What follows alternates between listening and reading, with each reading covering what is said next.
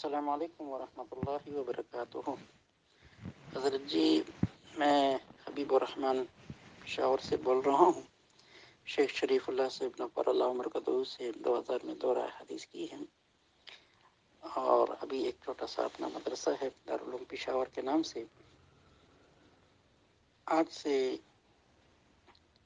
5-6 مہینے پہلے میں نے ایک خواب دیکھا تھا۔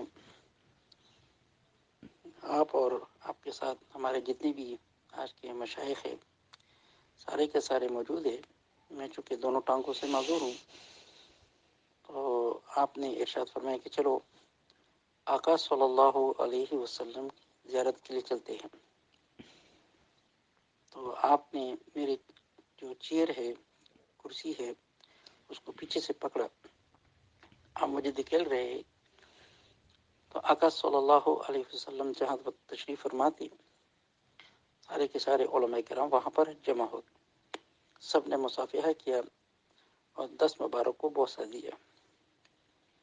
پھر آپ کی طرف متوجہ ہو کر آقا صلی اللہ علیہ وسلم نے ارشاد فرمایا کہ تقی عثمانی ان سب علماء کرام سے میری طرف سے فرما دے کہ اس دعا کو بہت کثرت سے پڑھے، وگرنہ امت پر بہت بڑا آزمائش آنے والا ہے۔ وہ دعا مبارک یہ ارشاد فرمایا آقا صلی اللہ علیہ وسلم نے: اللہم اغفر لی ذنبی کلہ دکہ و جلہ اولہ و آخرہ وعلانیتہ و سرہ۔ بار بار اس کو آقا صلی اللہ علیہ وسلم دہرایا۔ پھر آپ سے خصوصی طور پر ارشاد فرمایا کہ آپ پڑھ لیں۔ پھر آپ نے پڑھ لیا اور آپ کے ساتھ ہم نے بھی پڑھ لیا۔ کوشش بہت کی حضرت کہ کوئی ایسا سبب بن جائے آپ سے ملنے کا۔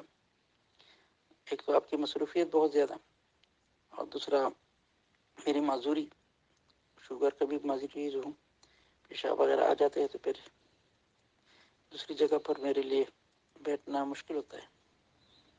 اس لیے اپنے مولانا عبد الرحمن صاحب اللہ پاک ان کی اپنے معرفت سے مالا مال فرمائے۔ اس نے فرمایا کہ جو حضرت صاحب میرے پاس تشریف لا رہے، تو میں نے ان سے عرض کی کہ میری یہ گزارش حضرت صاحب سے عرض کر دینا، آپ کا چھوٹا حبیب الرحمن پشاور کا۔ السلام علیکم ورحمۃ اللہ تعالیٰ وبرکاتہ۔ حضرت مولانا حبیب الرحمن صاحب مدد ذلکم العالی، اللہ تعالیٰ آپ کے درجات بلند فرمائے، آفت دارین عطا فرمائے، ہمیشہ اپنے ضمان میں رکھیں۔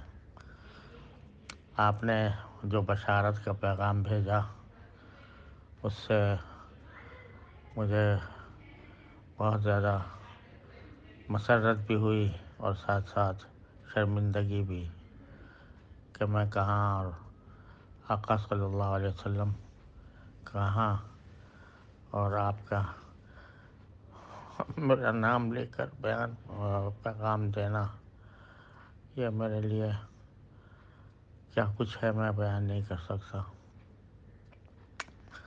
لیکن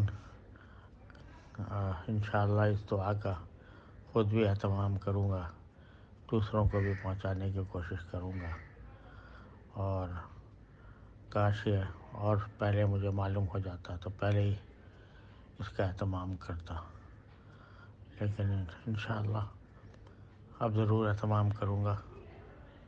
میں تو اس قابل نہیں ہوں کہ اس بارگاہ میں حضوری سے شرف یاب ہوں، لیکن ماشاءاللہ آپ کو اللہ تعالیٰ نے یہ نعمت دی ہے، تو میرے لیے بھی بہت بڑی سعادت کی بات ہے۔